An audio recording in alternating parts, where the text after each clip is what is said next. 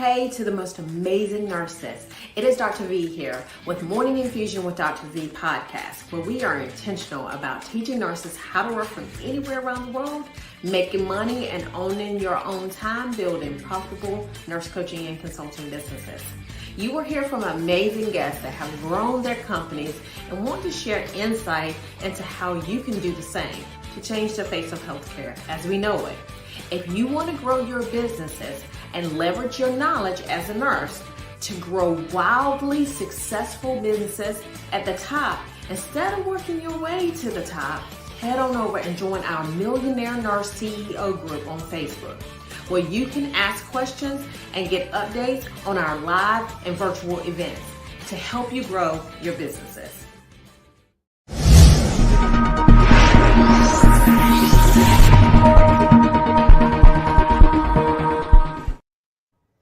Good morning. Good morning. So this morning we have Niva Alexander. So Niva and I were in an accountability coaching not too long ago.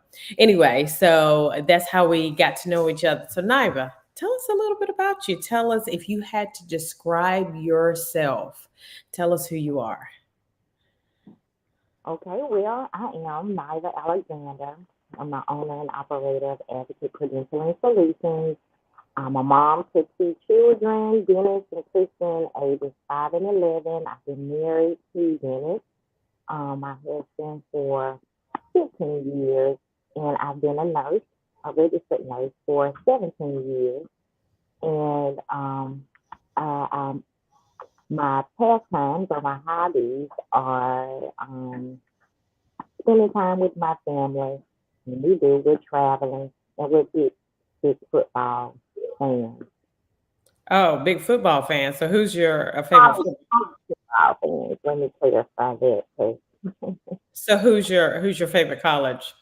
The University of Alabama. That's my alma mater. Roll Tide. She's like, don't get it twisted. At all.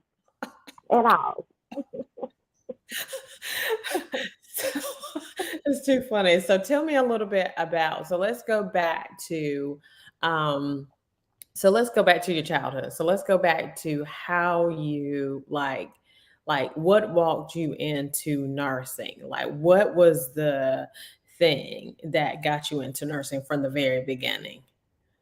You know what, growing up, you know how you hear people say, from the time I was in kindergarten, I knew I wanted to be a nurse. That ain't me. I didn't know. I didn't know what I wanted to do. I just knew I was going to go to college and become something, right? But let me go back to my childhood. So, growing up, I didn't have a lot of guidance. I was raised by my grandmother, and she had a 3rd grade education. And so, I saw a lot of things coming up under my parents. And so that's how my grandmother, how I ended up with my grandmother. But, growing up, I didn't have anyone to push me to go to school. Even with my grandmother being behind me, she wouldn't make me go to school and say, you need to go to school and get your lesson time. But, as far as telling me, giving me advice like for college and, do this and do that, she couldn't give me that because it wasn't something that she had herself. So, but I still had family around me saying, when you get old enough to get out of the house, are you going to college? Are you going to do this? Are you going to do that? And so my senior year in school, when it came time to apply for college, I got with some friends. You got to have a good circle of friends. Okay? Got with some friends, very close friend of mine, Tanika. I don't even know if she knew what she was doing for me. But we did our college applications to the University of Alabama together. And so we both submitted our applications. We got accepted. We were so excited. We went to orientation. And when I got there, they said, well, which program are you going to? Okay. And so I'm like, I'm gonna go do this. And it was nursing. Okay. And I'm gonna tell you why I chose nursing. So my senior year, my mom got really sick. So she was pregnant with my brother. It was a geriatric pregnancy. She was 40 years of age, and she had preterm labor with my brother. They were not able to determine an age for my brother. They didn't know his gestational age because he was not seeking prenatal care at the time. And so I was in the hospital with her for a total of 4 weeks, and there were nurses coming into the room, doctors coming into the room, not giving any information about what was going uh, on a level that I could understand. You know, at the time I'm 18 years old, I could understand a pretty good bit, but they just really weren't forthcoming with a lot of information, not explaining a lot of stuff. And so that made me feel like, geez, I would never want anyone to be in a position that I'm in right now, right? So we already don't know what's going to happen with my baby brother. Not really sure what's going on with my mom, which they had to sedate her for a period of time. Well, she was sedated for a period of time because they were giving her medications for the labor. And it was a horrendous experience. And so I made it up in my mind that I could do better than that. Mm-hmm. That anyone under my care, if they ever had this experience, would not experience this. And so that was a large, largely the influence for me to go into that nursing line. But if I could say this was a pre-planned, thing, no, it was a God thing. I know, I know. I love it. I love it. I love it. So once you got into nursing, so after you went into nursing, so what did you start out like? What special did you start in a specialty or? Yes. So, um, when you're in nursing school, you always say what you're gonna do. Like that, God will just make you eat up those words. Okay, so we have our plans, and then God has His plan, right? Right.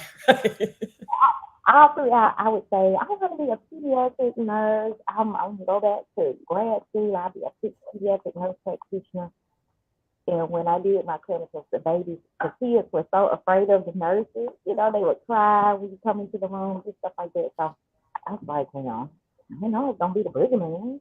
So when I graduated college, I went to University of Alabama at Birmingham. They had a nurse graduate program, and so they allowed you to rotate like every 4 weeks to different departments. And so I had a chance to experience different settings. I went to the OR for a while, NICU, ICU, neurology, ER, and filling at the ER. So I was an adrenaline junkie for 5 years. Hmm. Once you get in there, it grabs takes a grab hold of you. I love it. I love it. I love it.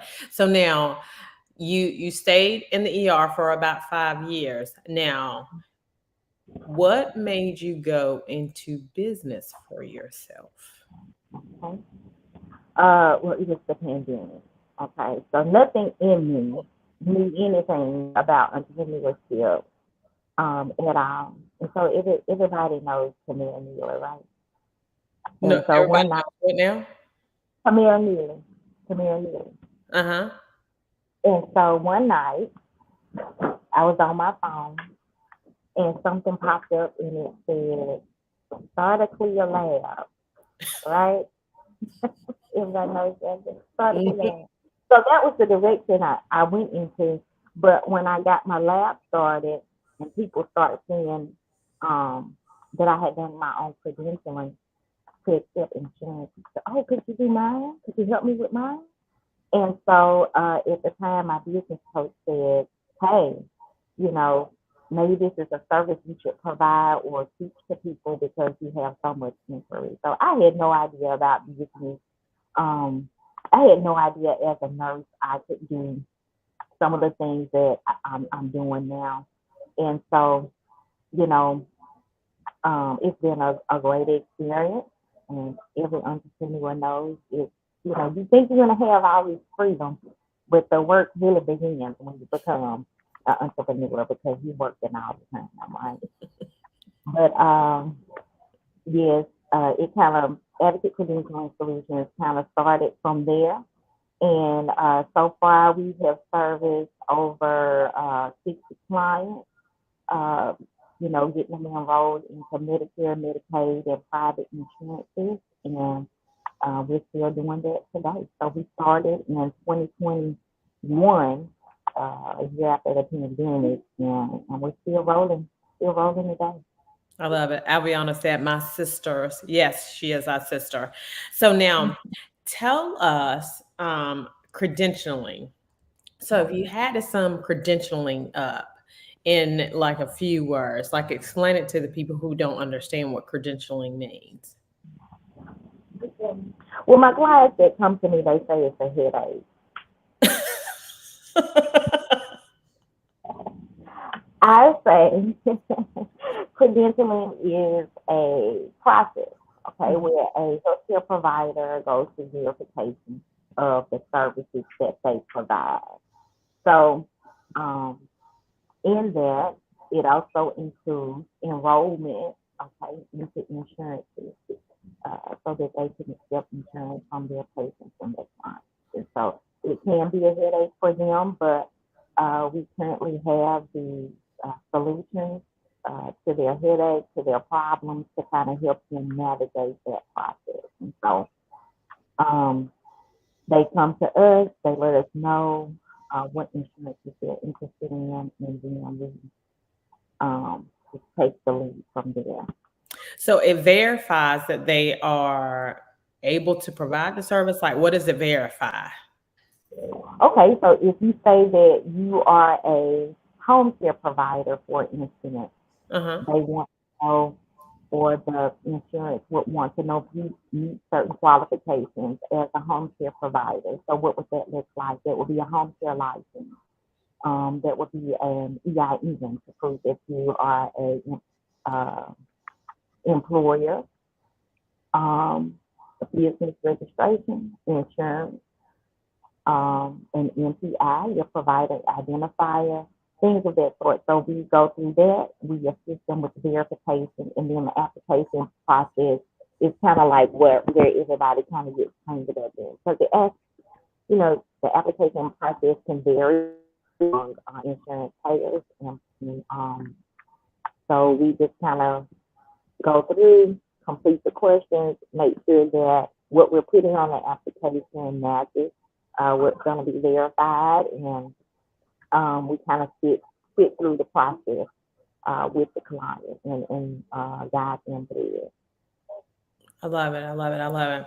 So we're going to go to a short commercial and then we're going to come right back and we're going to delve a little bit more because you're not just doing the credentialing solutions. My friend, you are doing a little bit more than that. Hold on. Our live event is going down twice a year in Rocky Mount, North Carolina, called the Millionaire Nurse CEO Conference. We will be covering the blueprint and master plan to grow a wealthy and flourishing company. We love that you listen to the podcast, but we want you in the room. We will be sharing insights on marketing and sales strategies so that you are able to create more impact and make more money, creating more freedom so that you can do the things that you love. So join us for the nursing event of the century. Go to vpnursing.com to sign up for this life-changing event. Welcome back. Now, so what happened was you started doing the credentialing and then your client said, well, I see all the flyers that you have. I see all of the social media marketing that you're doing. I want to, like, who's doing that for you? And so then what Right. did you do?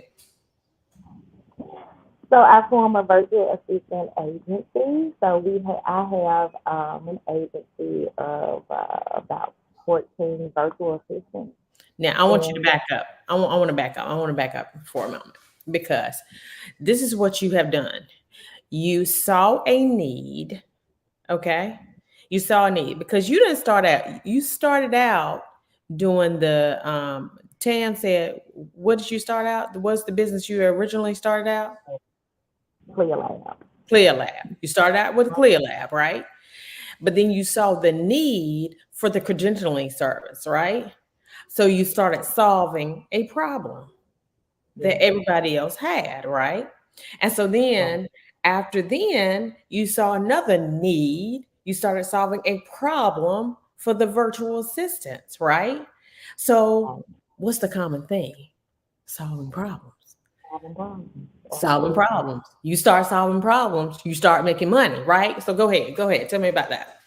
We are a solution. Okay. That's right. Okay. Um, so yeah, so as we began to get clients in for credentialing, a lot of them would say, you know, well, who are you using for your social media? And I said, oh, I have a virtual assistant. Who are you using to manage your email? Oh, I have a virtual assistant. Oh, can you help me get a virtual assistant? And it just went from there.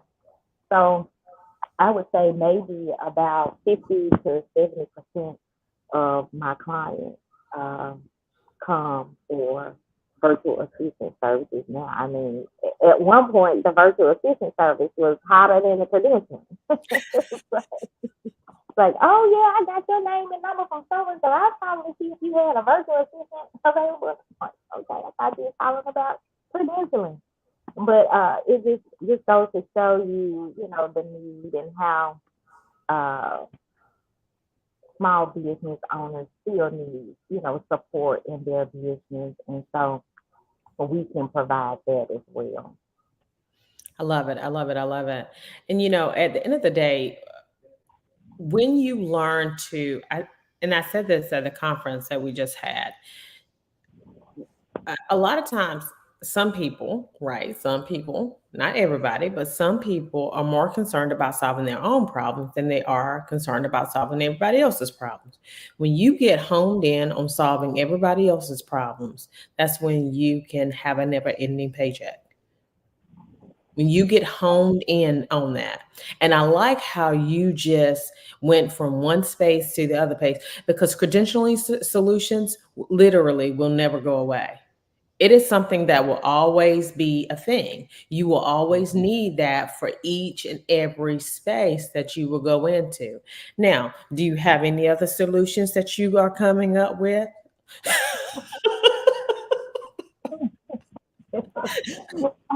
We